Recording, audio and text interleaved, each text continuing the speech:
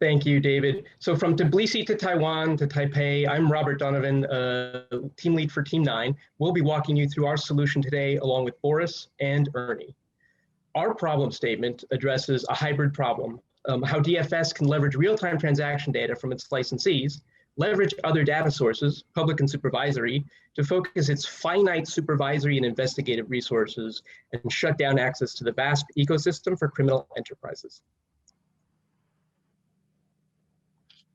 So Sarah on-chain solution that we proposed has three key strengths. First, it is efficient. It lowers the cost of transaction address monitoring. Second, it standardizes data exchange between licensees and DFS. It also enables timely information sharing within the DFS ecosystem on suspicious addresses and red flag alerts. Most importantly, our solution is highly operational. It leverages actionable real-time address and transaction information to continuously monitor compliance risk. It is highly customizable in terms of the data sources to use, red flags, and risk models to develop. And finally, it allows timely access to customer internal transfer data from licensees, complementing on-chain analysis with very important off-chain analysis of transactions. And finally, in conclusion, our solution is scalable. Its design is based on modular approach. The data sharing protocols that we use ensure cross-platform usability, and it is easily expandable across the entire DFS regulatory ecosystem. Next slide. This slide presents a conceptual overview of our approach.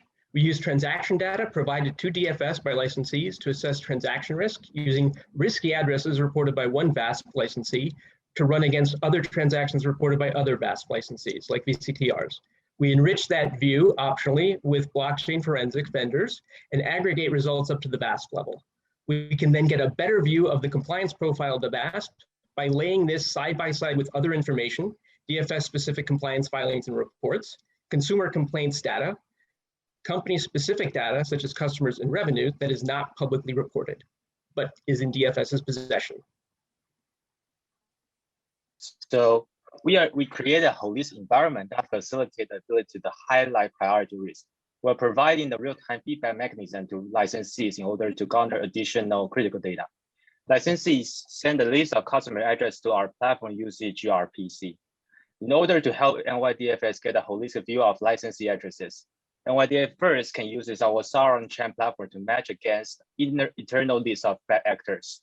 Secondly, NYDFS pins the address to various vendor solutions and gets a holistic view from different vendors. Third, aggregate, calculate the risk score for each address, then rank the risk score from highest to lowest. When this automation tool, agents can save 95% of investigation time and focus their energy only on highly suspicious addresses.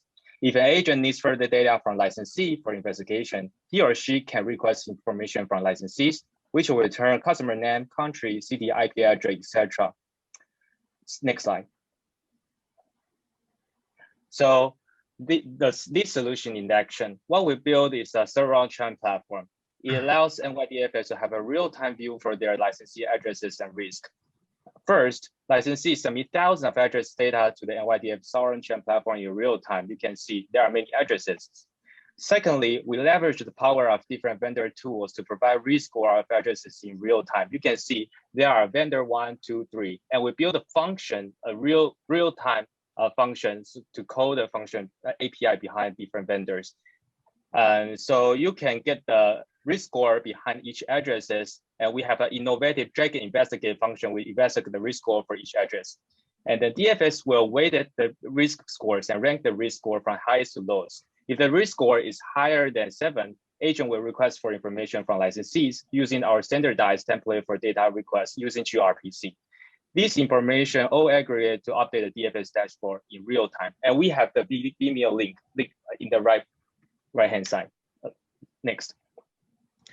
This last slide shows how we bring it all together in the dashboard. We lay the transaction analyses side by side with other relevant compliance data, annual filings and required transaction and incident reports, complaints data, national and state specific, and VASP licensee reported metrics. The red highlighted cells indicate anomalous values, outliers, and red flags, and aligning these red flags across the dashboard can give the regulator a big picture view of individual VASPs and how they fit into the regulatory portfolio. This helps focus valuable finite supervisory and investigatory resources to choke off criminal enterprise access to the ecosystem.